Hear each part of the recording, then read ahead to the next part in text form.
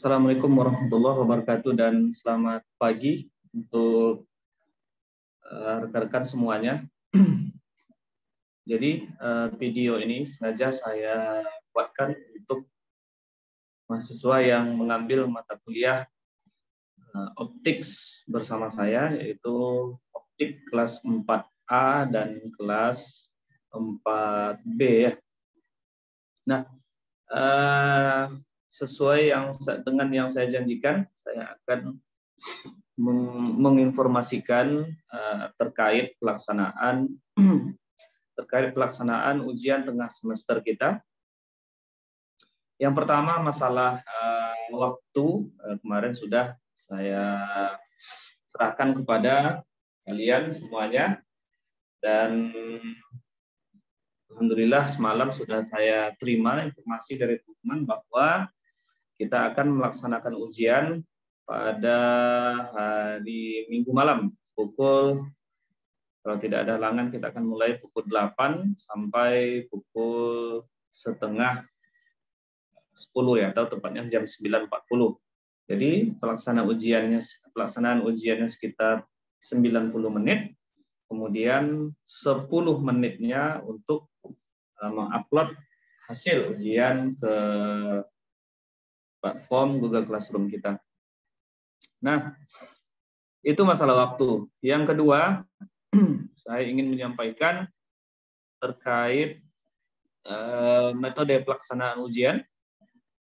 Jadi, ujian tengah semester kita ini kita akan lakukan secara live apakah di Google Classroom nantinya, apakah di Zoom meeting atau di Google Meet ya. Jadi harapannya kita melaksanakan secara live agar tentu tujuannya untuk meminimalisir kecurangan ya. Sebelumnya saya tidak mengatakan teman-teman akan berbuat curang, tetapi untuk meminimalisir. Kenapa?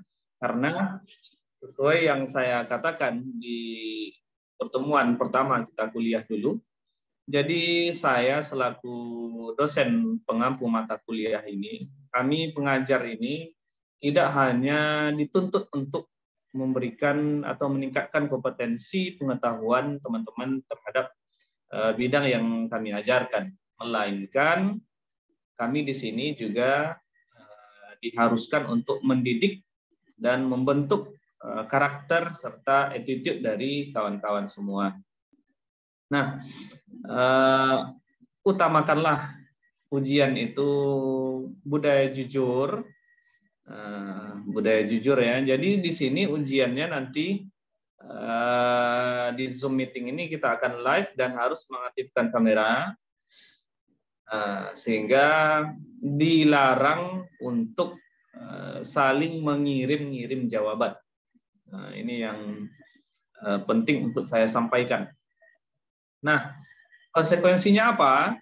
Jadi apabila terdeteksi sama saya akan periksa ya satu persatu.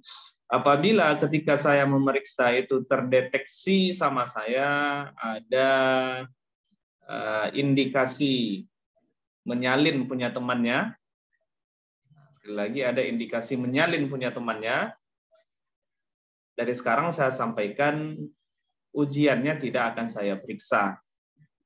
Tidak akan saya periksa dan langsung saya buatkan nilainya 0 untuk beberapa jawaban yang menyalin itu ya.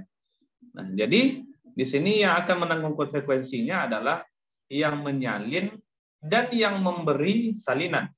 Artinya yang memberi contekan dan yang menyontek ini keduanya sama-sama kita kasih punishment. Jadi UTS-nya tidak kita periksa. Artinya kalau UTS tidak diperiksa, nah ini bisa dikatakan sudah mendekati dapat D ini ya. Kecuali ujiannya nanti sangat bagus ya mungkin bisa dapat C. Tapi kalau ujian akhir semesternya nanti sempat tidak maksimal ya bisa dapat D. Karena ujian tengah semester ini poinnya lumayan besar juga ya. Nah itu jadi bekerjalah sendiri-sendiri.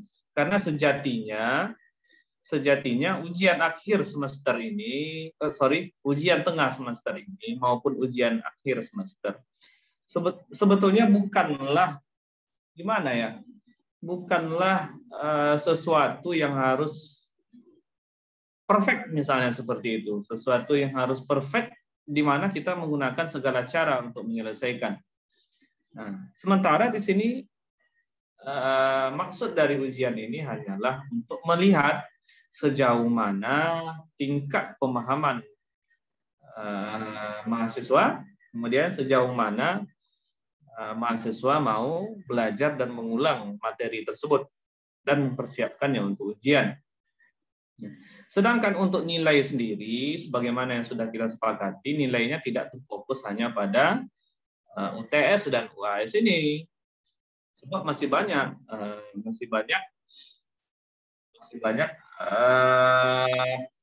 substansi lain yang menjadi bahan penilaian kita. Di antaranya tugas kita cukup banyak, kuis juga. Jadi tugas dan kuis ini persentasenya mungkin akan saya tambahkan persentase untuk penilaian kita. Dengan catatan apabila tugas dan kuisnya nilainya bagus ya. Sehingga ini dapat mendongkrak nilai teman-teman, mana tahu ada yang jatuh ketika UTS atau UAS. Jadi itu. Artinya rendah pun nilai ujian tengah semester ini ya tidak ada masalah sebetulnya. Tidak ada masalah dan jangan terlalu dirisaukan kalau seandainya nilainya rendah. Tapi ya kita berharap semuanya tinggi ya. Nah, sekali lagi tidak usah dihiraukan kali. Apalagi melakukan hal-hal yang tidak benar, minta salinan dari teman-temannya. Sebaliknya, ketika Anda sudah berusaha untuk berlaku jujur dalam ujian ini, sekali lagi saya selaku yang akan memberikan penilaian, otomatis yang pertama saya akan nilai itu adalah, nah itu dia, jujurnya itu yang akan pertama kali saya nilai. Artinya rendah pun nilainya, sebenarnya rendah pun nilainya, tetapi dia berlaku jujur di sana, mahasiswanya berlaku jujur, otomatis akan saya tambahkan nilainya itu. Akan saya upgrade nanti nilainya itu. Biasanya saya akan melakukan penambahan itu di ujung semester ya, ketika saya ingin menginput dan mengolah semua substantif daripada nilai-nilai, komponen daripada nilai-nilai itu. Biasanya kalau misalkan dalam kelas itu rata-ratanya dapat B misalnya, ya saya akan tambah sehingga di sana ada dapat A, ada dapat A minus, ada dapat B plus, yang dapat C bisa jadi dapat B, yang tadinya dapat D, nilainya rendah, misalnya ujiannya rendah, bisa menjadi dapat C plus, dapat B min, misalnya seperti itu. Jadi pasti saya tambah, jangan Anda risaukan, nilai Anda pasti akan saya tambah. Dalam tanda kutip, tidak ada negatif track record yang direpresentasikan kepada saya ya, artinya ya, kuliahnya hadir, tugasnya dibuat, ujian ikut, lalu rendah UTS-nya. Nah, saya akan tambah dan insya Allah lulus ya. Insya Allah saya lulus ya. Dengan catatan itu tadi dibuat semuanya. Nah, itu masalah etika kuliah. Jadi Pak, gimana Pak? Apakah kami tidak boleh bersaling bertanya selama ujian? Sebetulnya kalau di sini ya saya tidak membatasi, saya tidak terlalu membatasi ruang gerak teman-teman ya. Jadi silahkan kalau masih mau bertanya sama teman-temannya selama ujian tersebut ya silahkan, tetapi cuma bertanya ya, misal nomor 2 gimana nih cara menyelesaikannya. Tetapi itu kalau sempat ya. Biasanya itu tidak sempat lagi karena waktu sangat mepet dan saya akan sangat memeriksa jam berapa seseorang itu upload, jam berapa kalian upload ke sistem. Apakah masih di bawah rentang waktu yang sudah ditentukan atau terlambat? Nah, nanti sibuk bertanya, sibuk menjawab pertanyaan orang, sibuk menjawab pertanyaan teman-temannya di WA. Nah, itu nanti kehabisan waktu sendiri, tak selesai akhirnya ya rendah nilainya. Jadi bekerjalah masing-masing, apapun yang Anda peroleh, ini hanya untuk mengetes sejauh mana tingkat pembelajaran dan hasil pembelajaran kita. Bukanlah semuanya, bukanlah segalanya ujian ini ya. Nah itu, dan jangan risau kalau seandainya nilainya nggak rendah, saya akan bantu. Itu masalah etika. Nah, lalu ada pertanyaan, sudah pasti ada pertanyaan. Apa-apa saja kira-kira yang akan kita ujiankan pada kesempatan kali ini? Jadi di sini saya jelaskan. Yang pertama, kita akan soal yang pertama, langsung saja ini saya sampaikan nih. Soal yang pertama itu adalah terkait persamaan Maxwell pada gelombang elektromagnetik yang sudah kita pelajari. Nah, sudah tentu tidaklah mungkin saya akan tanya penurunannya yang panjang itu ya, enggak. Tetapi mungkin ada poin-poin penting daripada persamaan Maxwell itu yang saya sampaikan ketika perkuliahan. Itu akan saya tanya kembali. Nah, itu. Kemudian di dalam persamaan Maxwell itu kemarin ada apa? Juga ada persamaan Snellius, ada hukum Snellius, dan ada hukum Fresnel. Nah, ingat itu. Apa itu hukum Snellius? Apa itu persamaan Fresnel? Itu semuanya sudah kita jabarkan ketika kita melaksanakan perkuliahan. Lalu soal nomor 2. Soal nomor 2 ini saya ambil dari total internal reflection. Jadi kemarin kita sudah pelajari apa itu total internal reflection, kita sudah ketahui bersama. Lalu apa syarat terjadinya total internal reflection? Lalu bagaimana persamaannya? Nah, di mana sudut-sudutnya itu juga sudah kita lihat. Jadi tolong dilihat kembali. Mana tahu itu yang akan saya tanya. Yang ketiga, soal nomor 3. Nah, soal nomor 3 ini sebenarnya masih hampir sama dengan yang rekan-rekan pelajari ketika di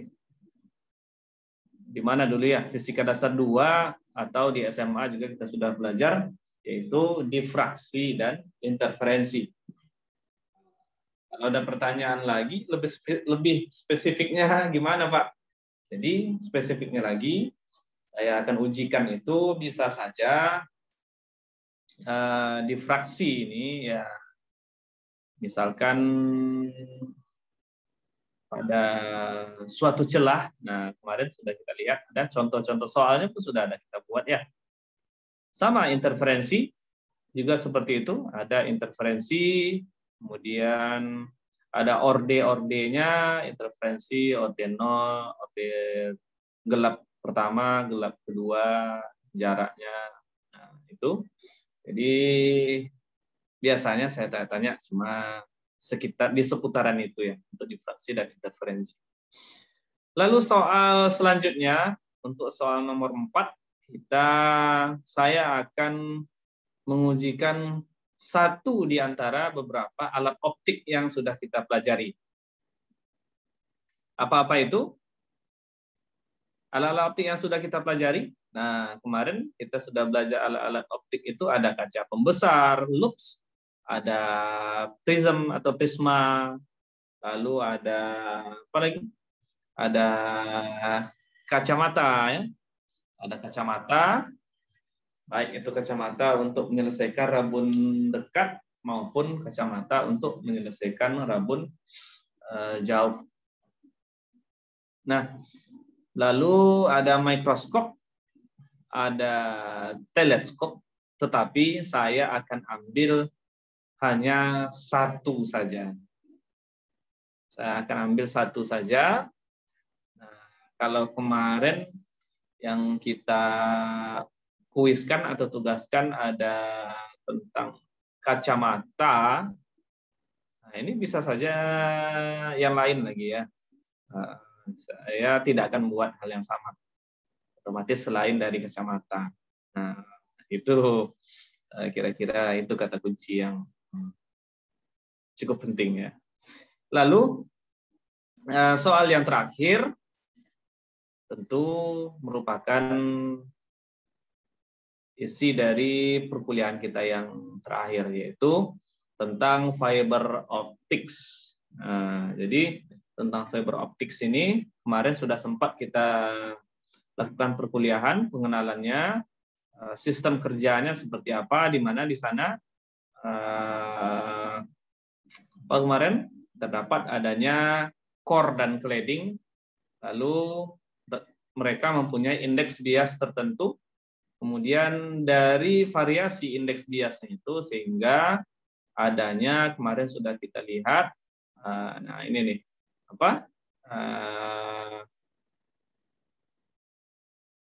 apa ya kita sebutnya V numbers.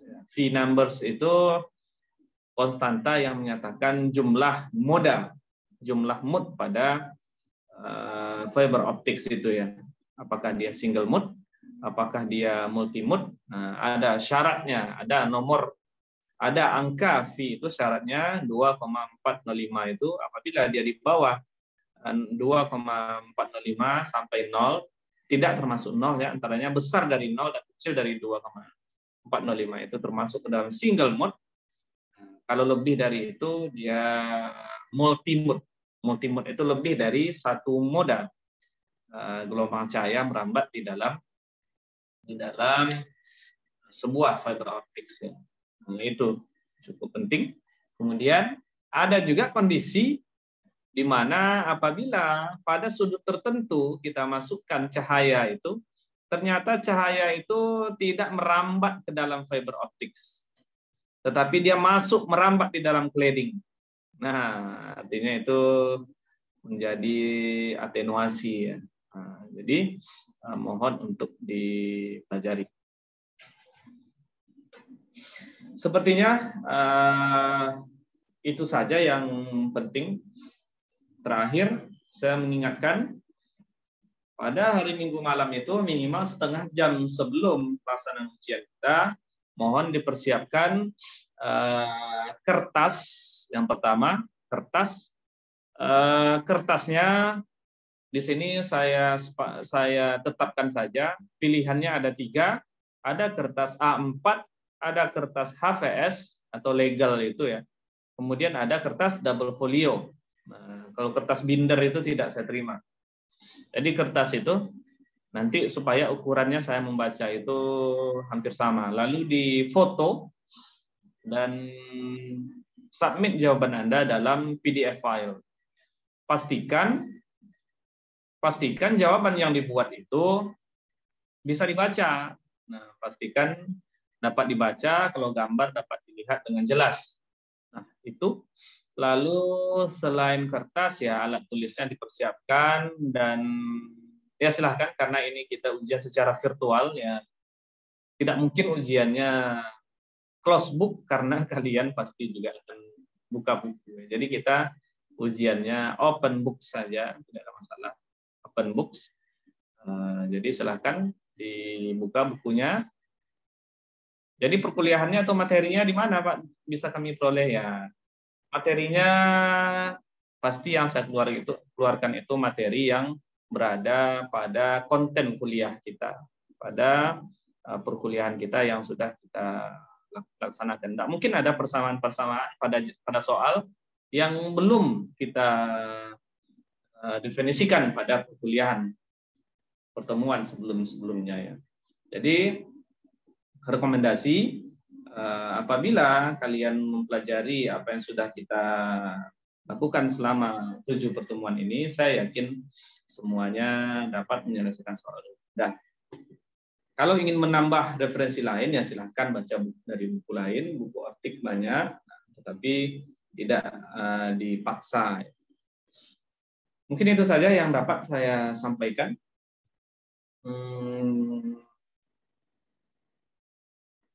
Pastikan tepat waktu 5 menit sebelum ujian sudah standby Dan pastikan jaringan Anda, nah ini yang penting. Pastikan jaringan bagus. Apabila sekarang kalian berada di rumah dan jaringan di rumah kurang bagus, mohon untuk ke tempat yang sinyalnya bagus. Apakah ada rumah teman?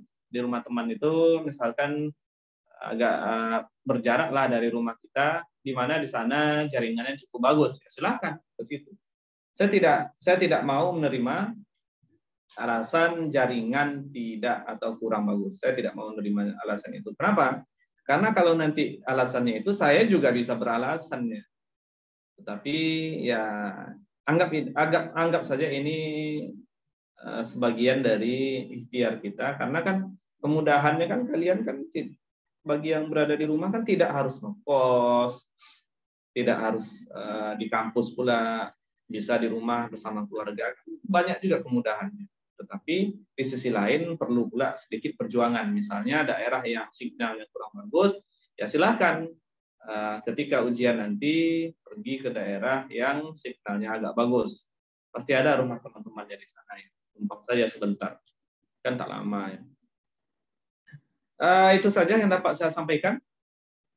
Sekali lagi, 5 menit sebelum mulai sudah standby, dan jawaban ujian mohon diupload sebelum due date atau sebelum batas waktu yang ditentukan. Misalnya nanti jam 9.40 atau 21.40, usahakan sebelum itu. Kalau setelah itu nanti ada bacanya submission late, kata dia. Terlambat, mengumpulkan terlambat, katanya. Jadi ya saya akan melihat itu ya. Otomatis biasanya si A seharusnya dapat 80, si B 80 juga jawabannya kualitasnya hampir sama tapi tidak sama. Tapi si B mengumpulkan terlambat. Otomatis si B saya buat nilainya misalkan 75 atau 74. Si A 80. Jadi orang yang tertib itu pantas dan harus kita hargai sama-sama. Baik, itu saja. Lebih dan kurang saya mohon maaf. Assalamualaikum warahmatullahi wabarakatuh dan selamat siang serta selamat beraktivitas kembali.